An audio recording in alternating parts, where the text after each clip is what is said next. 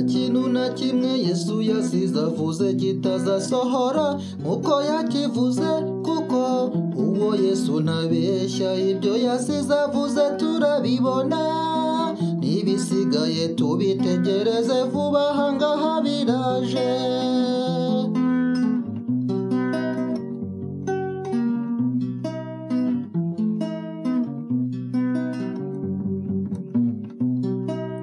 Yasize avuze iby'abahanuzi b'ibinyoma bazaduka mu isi, ko bazaza bigiza abaziranenge aramasigaryana.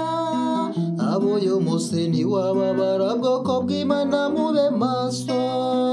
Yasize avuze iby'abahanuzi b'ibinyoma bazaduka mu isi, ko bazaza bigiza abaziranenge aramasigaryana. Abo uyu munsi ntiwababara, bwoko bw'Imana mube maso.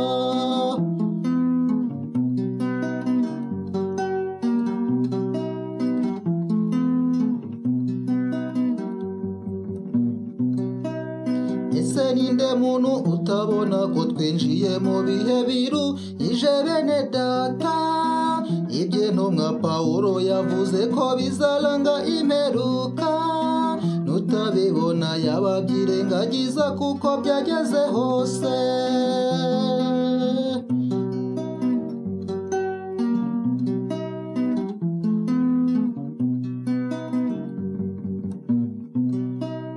Hagiye haduka indwara z'ibyorezo hirya no hino ku isi, zimwe zigahitana abana, abandi zigasiga zibamugaje. None dore hadutse coronavirus ikwiriye isi yose. Corona we,